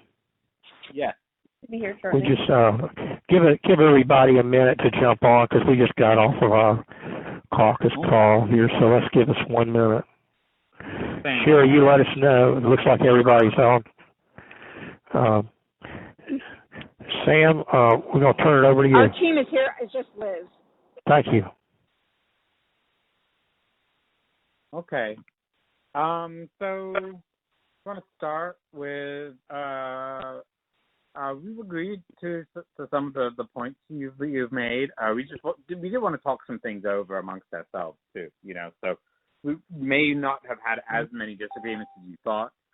So on Article 2.1, we agree with pretty much everything, or at least willing to sign off on it, except we still have some issues with the student employee language. I did check during caucus. We don't think that the student employee language is necessary because actually the preamble already goes over this and explains in detail. So literally we're just adding words. That we think that the student employee language should just be employee. But we're okay with job abandonment. We're okay with some of the other language we've decided, and we appreciated that you moved more in our direction on those points too. We do though still believe the unit really needs timely notification about appointments. Now they don't need to get their appointment letters like right away, but we do believe at least some rationale should be provided, at least some reminder that the school knows that they exist, right? And so I think on those 2 points, also in addition to, about colleges, a majority of colleges versus a majority of the university, we are leaning to accepting that language that you guys have under the provision that we understand that the university agrees in principle with us. We do think that at least it should be in the contract, and we think that hopefully at least maybe in 3 years down the line it can finally get in the contract in that language. But I think we're provisionally willing to sign off on it for the time being. But we do, in addition, really want that language about students getting at least some rationalization about why they haven't got their appointment letter yet. Again, it doesn't need to be a detailed explanation or even an individual one. We just believe that students have a right to know about their future employment status. Now, on Article 8. Well, hold on a minute, if you don't mind. Is there anything we can tentatively agree to in Article 2 of our proposal? I just want to know, because before you go to the next one, I just want to make sure. I don't have anything initial right now except what we initialed when we first met today on page 1 and then on page 2. Is there anything like on Q or R? Because we've not agreed to the student employee, so we can't initial that. But do you want to initial Q, our new Q? Q, R, and... Yeah, you want to initial those? Yes, I want to initial those. Okay, hold on a minute. Let's do one at a time. I've got Q, and I'm initialing that one. And I've got R. I'm initialing that one. I don't want to lose it because we're getting late in the day. And then on page 3, 2.5, our proposal. Can we initial that? Yeah. On 2.5. A5 and A7 and 2.5B, we're okay with that. So you can sign off on those. So I signed off. I'm just telling you. Hold on a minute. Bear with me. Because I'll tell you, I've had a lot of experience in this, not getting this right. I've initialed 2.5A and B of our proposal. Okay, so just go to page 4. Yeah. We've already initialed subsection D, that language of June 30th and October the 30th. For some reason, I'm getting static on my line. Do you want to initial F? Yeah, that's okay. We went over the language. I think you thought that we were really opposed to that language. We just wanted some clarifications about it, really. So I've initialed F. So I've initialed F on page 4, and I've initialed. We already initialed part of D. That I know that we don't have an agreement on student employees. So now let's go to Article 8. Where are we on that? You can initial everything except for 12 and 13, lines 12 and 13. We want to discuss that a bit more next bargaining session. But lines 4 through 9, those are acceptable to us. Well, we won't initial anything yet because are y'all withdrawing your proposal on the processing through agreements?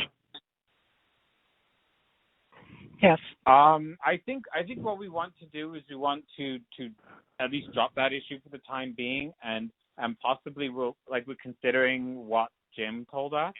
We take his word seriously. So when he tells us that this will be like a bureaucratic nightmare, we're listening to him, and we just want to process what he told us.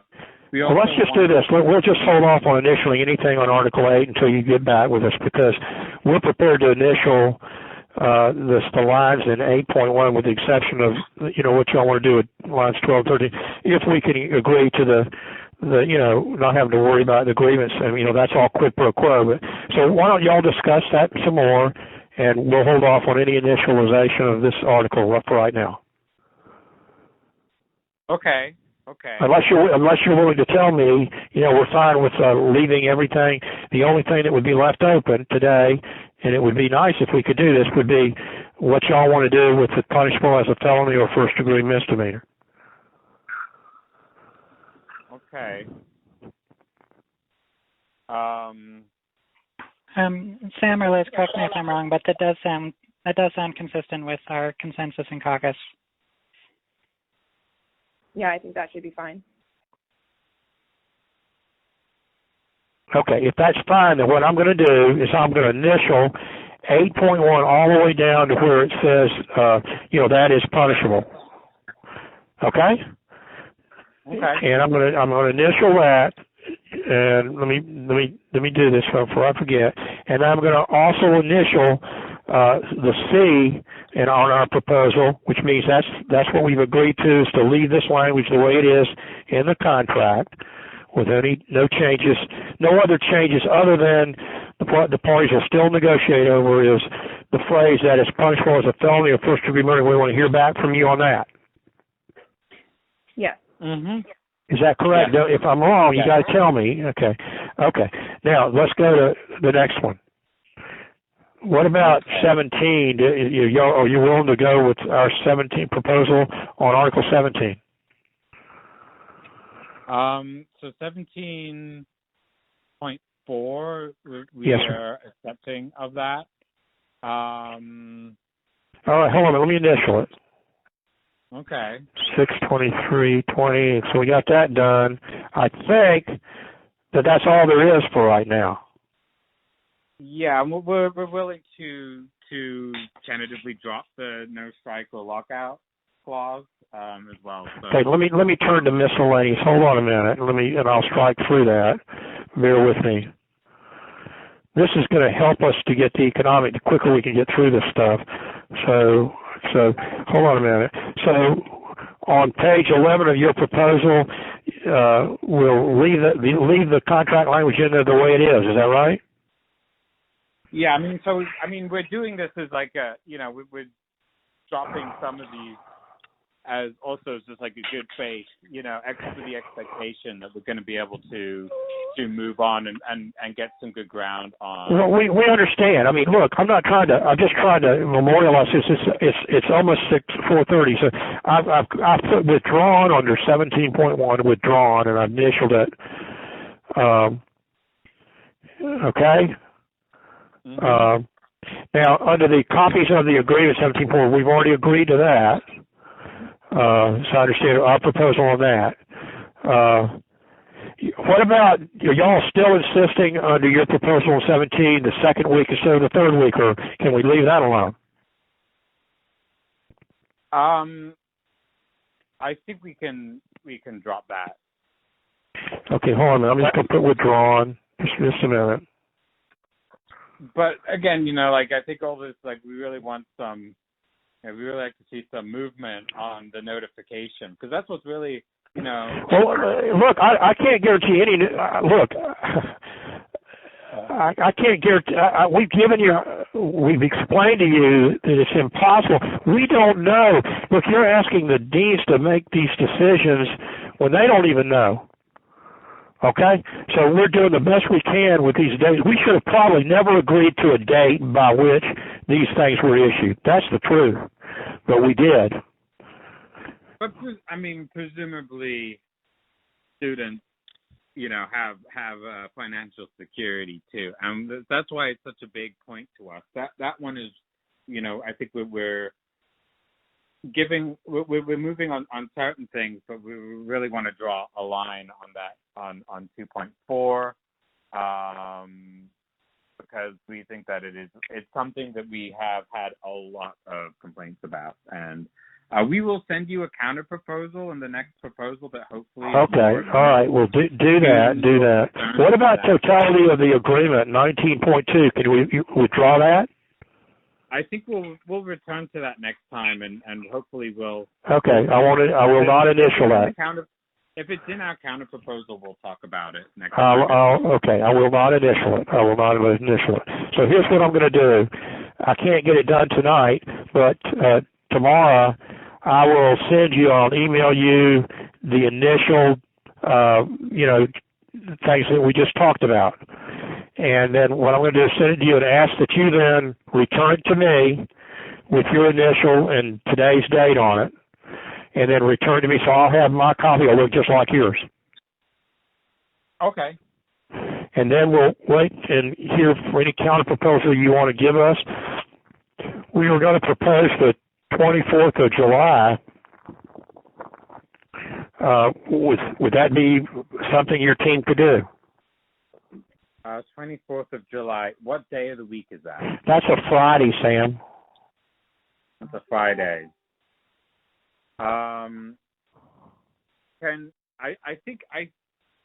We would really like to meet a bit earlier than that if possible. Okay. Here's what we'll do. First of all, we've got to understand that any agreement on a date has got to be conditional on understanding that we don't know what the legislature's allocation is going to be, and it may be that the governor will call the legislature back in session. So we can agree to a date that's going to be contingent upon our ability to know what the budget's going to look like. Okay. Because we don't want to have a meeting that we can't, so we'll tentatively agree to the 17th with that understanding, if that's okay. But if it's not with that understanding, then we're going to have to go with the 24th. That sounds fine for us. So you're saying on the 17th with the provision that 2 p.m. on the 17th, under the condition that the budget has been established. I mean, not the budget, but the legislature's allocation is established with no uncertainty. Yeah, that is fine for us, and that gives us some flexibility. So. We'll just have to let you know if for some reason something comes up, we'll let you know as soon as we know, because we're like you. We think that depending on we've still got that student employee issue, and so that's holding us up. And then your 2.4 whatever that you wanted, you have to look at that. Well, you're going to put us some new language together for us to look, and then you've got to put some new language on this unlawful behavior under Article 8. Mhm. Yeah. So those are like the two language issues we're going to focus on next time, and I think hopefully, other than that, we can get on to financial. And see if you can withdraw this totality thing, because I mean everything that's not economic we've got to address first, and it's just going to take time to do that. But we'll schedule it for 2 p.m. on the 17th with that contingency. Okay. Okay. And Kelly, I don't know that I have your email address. Do you mind just having Sam send it to me so I can copy you on stuff as well in the future? Sure, that'd be great. So that you have it, in a timely fashion. I apologize. I just never have had it. That's okay. I'll actually just send you an email in a couple of minutes. Very good. Very good. Anybody else want to say anything on my team before we close? Jim, is there anything you want to add? No, I'm fine with everything. Thank you. Okay. Sam, what about you? Anything else before we close? No, that sounds like we've more or less covered it. Okay. Y'all stay safe. Thanks. You too. Mm-hmm. Bye-bye. Bye.